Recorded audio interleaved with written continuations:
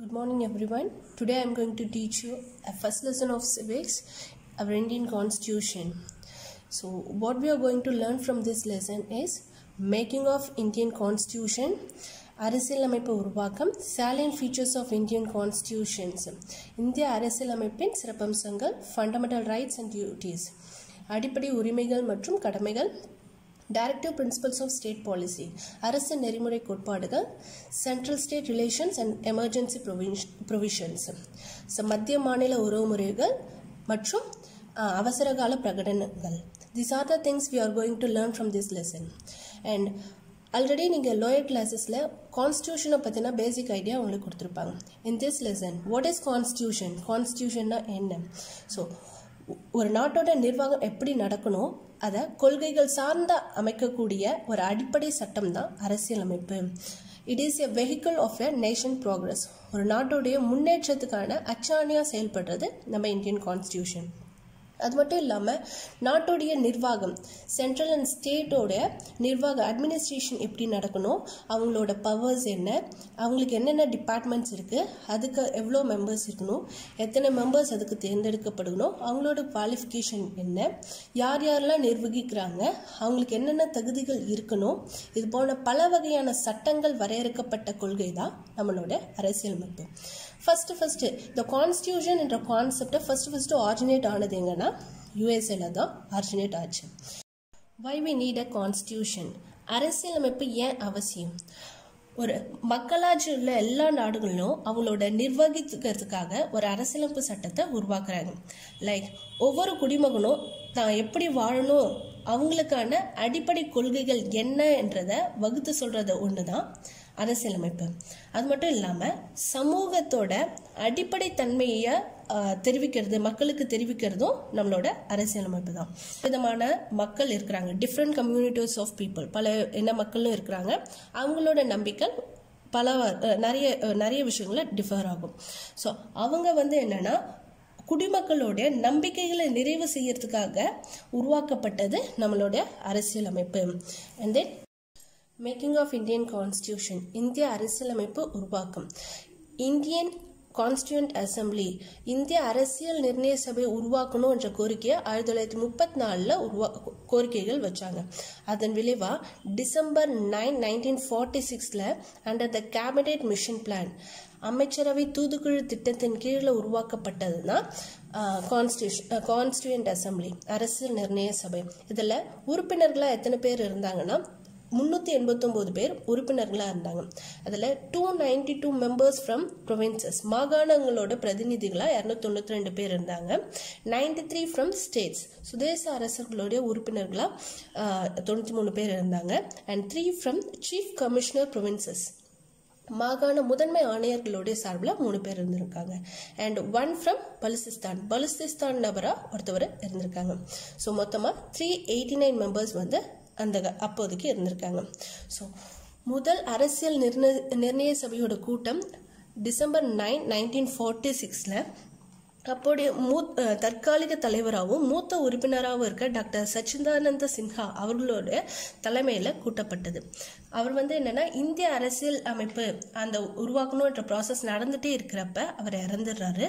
அதுக்கப்புறம் தான் doctor Rajendra Prasad was elected as the president of assembly, அரசியல் நிர்ணய சபையோட தலைவராக தேர்ந்தெடுக்கப்படுவார். எப்போனா January 24, 1950 தேர்ந்தெடுக்கப்படுவார். துணைத் தலைவர்கள் வைஸ் பிரசிடென்ட்டாக KC Mukherjee and VT Krishnamachari, இவங்க 2 பேரும் தேர்ந்தெடுக்கப்படுவாங்க. மொத்தமாக 11 கூட்டத்தொடர் 166 டேஸ் மீட்டிங் நடந்துட்டு இருக்கும். அதில் 7635 அமெண்ட்மெண்ட்ஸ், என்னென்னலாம் நம்ம அரசியலமைப்பில் இருக்கணும், what are the things which we have included in our constitution அப்படின்றத டிஸ்கஸ் பண்ணி டோட்டலாக 2473 அமெண்ட்மெண்ட்ஸ் மட்டும் கடைசியாக அக்செப்ட் பண்ணியிருப்பாங்க, அடாப்ட் பண்ணியிருப்பாங்க. அண்ட் தென் கூட்டத்தோட அரசியல் நிர்ணய சபை பல்வேறு குழுக்களை அமைச்சு இந்திய அரசியல் சட்டத்தை உருவாக்கணும் அப்படின்ற பணிகள் இருக்கிறப்ப அதில் ஒரு முக்கியமான கமிட்டியாக சொல்லப்படுறது எதுனா டிராஃப்டிங் கமிட்டினா வரைவு குழு. இந்திய அரசியலமைப்பு சட்டத்தோட வரைவு குழுவோட தலைவராக இருந்தவர் யாருன்னா டாக்டர் BR அம்பேத்கர். அவரோட தலைமையில் 6 உறுப்பினர்கள் இருந்தாங்க, 6 மெம்பர்ஸ். யார் யாருன்னா அல்லாடி Krishnaswamy Iyer, N. Gopalaswamy, K.M. Munshi, Mohammad Sadullah, Madhavara, B.P. Kaitan. இவங்க எல்லாருமே அதில் டிராஃப்டிங் கமிட்டியோட உறுப்பினர்களாக இருந்தாங்க. ஸோ இவங்க தான் வரைவு குழுவின் மூலமா இந்தியன் கான்ஸ்டியூஷன் உருவாக்குனதுனால father of our Indian constitution, இந்திய அரசியலமைப்பின் தந்தைன்ட்டு B.R. அம்பேத்கரை சொல்லப்படுறோம். டிராஃப்டிங் கமிட்டி கான்ஸ்டியூஷனை உருவாக்குனதுக்கு அப்புறமா general people and press people and provinces assembly, மாகாண சட்டமன்றங்கள் மற்றும் பல பேர்கிட்ட விவாதிக்கப்பட்டது. இந்த கான்ஸ்டியூஷனை நம்ம ஏற்றுக்கலாமா, ஃபைனலாக இதுதான் நம்ம கான்ஸ்டியூஷன் ஏற்றுக்கொள்ளப்பட்டது எப்படின்னா நவம்பர் 26, 1949 நம்ம அடாப்ட் பண்ணோம். அண்ட் தென் அந்த கான்ஸ்டியூஷனில் என்னென்னலாம் இருக்குது? ஃபர்ஸ்ட் ஒன் ப்ரியாம்பிள்னா முகவுரை இருக்குது. அண்ட் 22 பார்ட்ஸ், 22 பாகங்கள் இருக்குது. அண்ட் 395 ஆர்டிகல்ஸ், 395 சட்டப்பிரிவுகள் இருக்குது. அண்ட் 8 ஷெடியூல்ஸ், 8 அட்டவணைகள் இருக்குது. இது அரசியலமைப்பு உருவாக்குன டைமில் இருந்தது. அட் ப்ரெசன்ட் தற்சமயம் எத்தனை பார்ட்ஸ் இருக்குன்னா 25 பார்ட்ஸ் இருக்கு, 448 ஆர்டிகல்ஸ் அண்ட் 12 ஷெடியூல்ஸ் இப்போ இருக்கிற கான்ஸ்டியூஷனில் இருக்கு. அண்ட் டிராஃப்டிங் கமிட்டி என்னன்னா கான்ஸ்டியூஷனை நவம்பர் 26 அடாப்ட் பண்ணாலும் it came in to force on எப்போ அரசியலமைப்பு நடைமுறைப்படுத்தப்பட்டதுன்னா 26 ஜனவரி 1950 நடைமுறைப்படுத்தப்பட்டது. நவம்பர் 26 ஏற்றுக்கொள்ளப்பட்டாலும் 2 monthsக்கு அப்புறம் தான் அதை நடைமுறைப்படுத்தப்பட்டது. Why they have chosen 26th January? ஏன் 26 ஜனவரி அவங்க சூஸ் பண்ணாங்க? பிகாஸ் 1929 ஜனவரி 26 பூர்ண ஸ்வராஜ், முழு சுதந்திரம் வேணும்ட்டு இந்தியர்கள் போராட்டத்தை ஆரம்பிச்சிருப்பாங்க. ஸோ அதோட ஞாபகார்த்தமா with the remembrance of that, so January 26, 1950 என்னன்னா கான்ஸ்டியூஷன், இந்திய கான்ஸ்டியூஷன் கேம் இன்டு ஃபோர்ஸாக ஆச்சு. அது மட்டும் இல்லாமல் ஒவ்வொரு வருஷமும் அந்த ஜனவரி 26 குடியரசு தினமாகவும் செலிப்ரேட் பண்ணிகிட்ருக்கோம். ஸோ நம்ம கான்ஸ்டியூஷனை மொத்தமாக உருவாக்குறதுக்காக எடுத்துக்கொள்ளப்பட்ட ஒரு காலம் எவ்வளோன்னா 2 years, 11 months அண்ட் 18 days எடுத்துகிட்ருக்காங்க. அதுக்காக ஸ்பெண்ட் பண்ண அமௌண்ட் எவ்வளோன்னா 64 lakhs ஸ்பெண்ட் பண்ணியிருக்காங்க. ஸோ கிட்டத்தட்ட அரவுண்ட் 60 கண்ட்ரீஸை ரெஃபர் பண்ணி அதோட இம்பார்ட்டன்ட் கான்செப்ட்ஸை, ஒவ்வொரு கண்ட்ரியோட இம்பார்ட்டன்ட் கான்செப்ட்ஸை மட்டும் அடாப்ட் பண்ணிட்டாங்க. Only adopting their concept, not their principle. Salient features of Indian Constitution. இந்திய அரசியல் அமைப்பு சட்டத்தின் சிறப்பம்சங்களை பற்றி பார்க்க போகிறோம். It's a 5 mark question. First one, it is the lengthiest of all written constitution of the world. உலகில் உள்ள எழுதப்பட்ட அனைத்து அரசியலமைப்புகளை விடவும் மிகவும் நீளமான அரசியலமைப்பு எதுனா நம்ம இந்தியன் கான்ஸ்டியூஷன் மட்டும்தான். செகண்ட் ஒன், இது பெரும்பாலான கருத்துக்கள் என்னன்னா பல நாடுகளோட அரசியலமைப்புல இருந்து பெறப்பட்டது. அதாவது ஐ ஹவ் ஆல்ரெடி டோல்டு 60 கண்ட்ரீஸை ரெஃபர் பண்ணி அவங்களோட கான்செப்ட், சில கண்ட்ரீஸோட கான்செப்டை நம்ம அடாப்ட் பண்ணியிருக்கோம்ட்டு சொல்லியிருக்கேன். Third one, it is partly rigid and partly flexible. அதாவது நெகிழும் தன்மை அண்ட் நெகிழா தன்மை கொண்டது. ஒரு சிட்டிசனுக்கு என்ன சட்டங்கள் இருக்கணும், என்னென்ன சட்டங்கள் அவங்களுக்கு தேவைக்கேற்ப திருத்தப்படணும் அப்படின்றதுக்காக உருவாக்கப்பட்டது.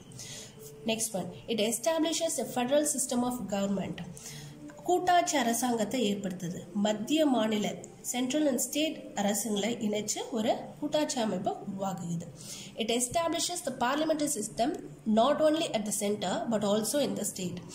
மத்தியில் மட்டும் இல்லாமல் மாநிலங்களையும் நாடாளுமன்ற முறையை உருவாக்குது. Next, it makes India as a secular state. இந்தியாவை சமய சார்பற்ற ஒரு நாடாக மாற்றுது நம்ம constitution. It provides an independent judiciary. சுதந்திரமான ஒரு நீதித்துறையை வழங்குது. It provides universal adult franchise and accords the right to vote all the citizens above 18 years of age without any discrimination.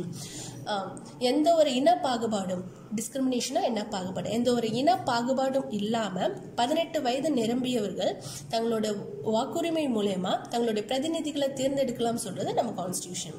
It provides single citizenship. ஒற்றை குடியுரிமையை வழங்குது.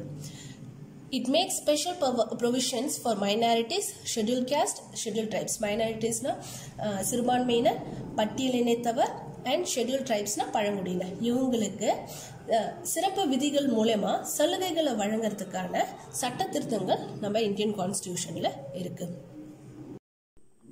These are the important key points which I've told in this lesson. Just revise it.